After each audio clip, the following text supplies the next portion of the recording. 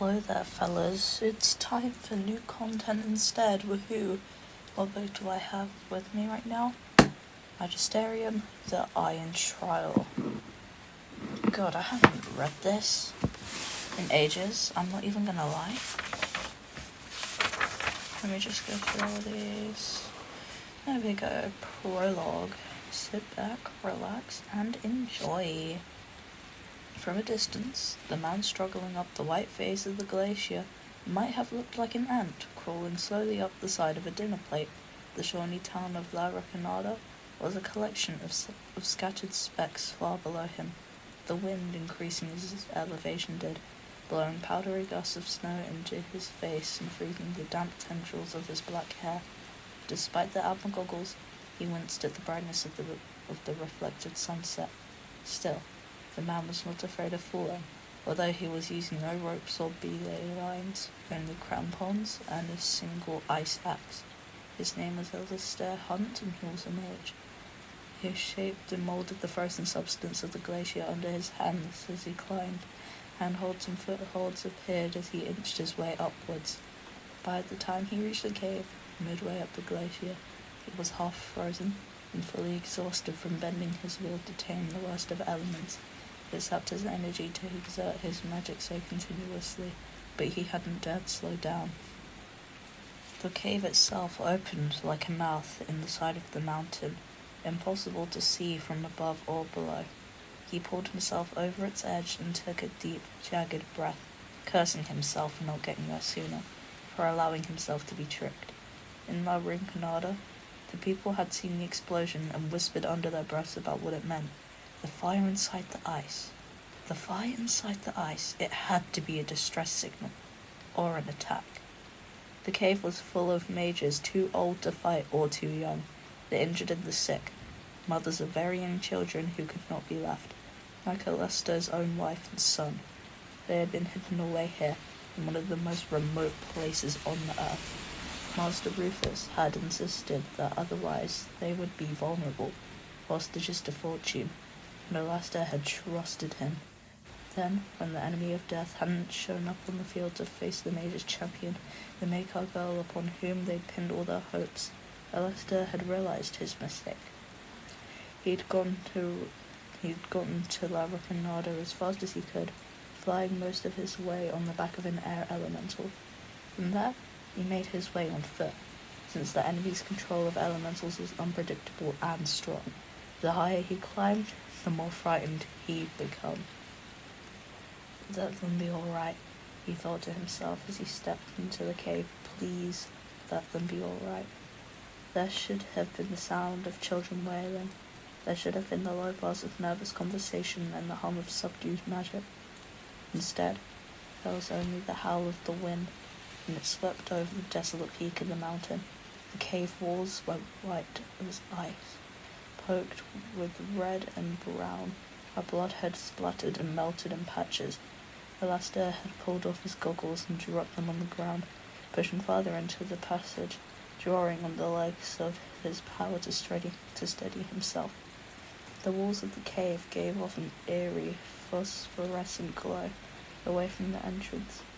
It was only the light he had to see by, which had probably explained why he stumbled over the first body and nearly fell to his knees. Alistair jerked away with a yell, and winced as they heard his own shout echo back to him. The fallen mage was burned beyond recognition, but she wore the leather wristband and the large hammered piece of copper that marked her as a second-year Magisterium student. She couldn't have been older than 13. He should be used to death by now, he told himself. They'd been at war with the enemy for a decade that sometimes felt like a century. At first, it had seemed impossible. One young man, even one of the Makerus, planning to conquer death itself. But as the enemy increased in power, and his army of chaos-ridden grew, the threat had become inescapably dire, culminating in this pitiless slaughter of the most helpless and the most innocent. Alistair got to his feet and pushed deeper into the cave, desperately looking for one face above all. He pushed his way past the bodies of the elderly masters from the Magisterium and Collegian, children of friends and acquaintances, and mages who had been wounded in earlier battles. Among them lay the broken bodies of the Chaos-Ridden, their swirling eyes darkened forever. Though the mages had been unprepared, they must have put up quite a fight to have slain so many of the enemy's forces. Horror churning in his gut, his fingers and his toes numb, Alistair staggered through it all, till he saw her. Sarah. He found her lying at the very back, against a cloudy wall of ice. Her eyes were open, staring at nothing.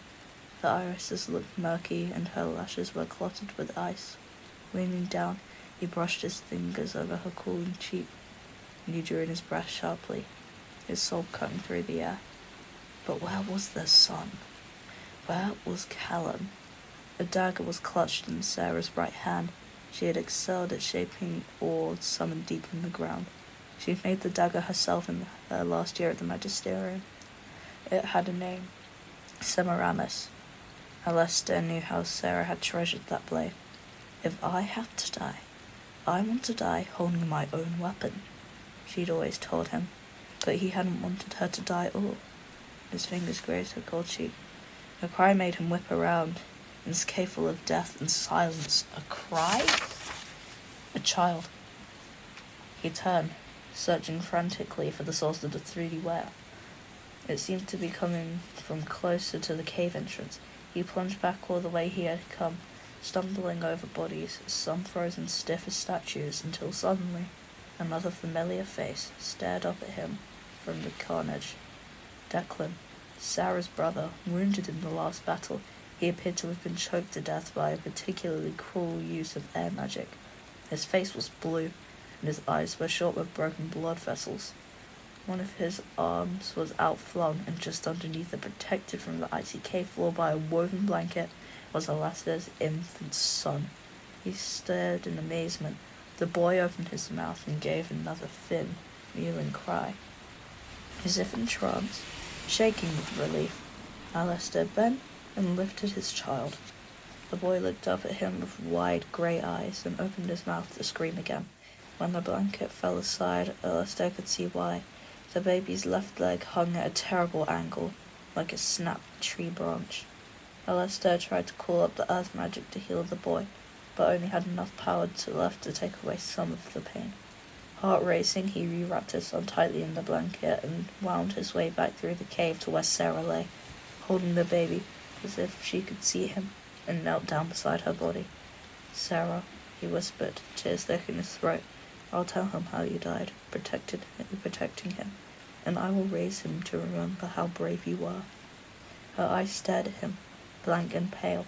He held the child more closely to his side and reached to take Semiramis from her hand. When he did, he saw that the eyes near the blade were strangely marked, as if she had clawed at it while dying, but the marks were too deliberate for that. As he bent closer, he realized they were words his wife had carved into the cave ice with the last of her dying strength. As he read them, he felt them like 3 hard blows to the stomach. Kill the child.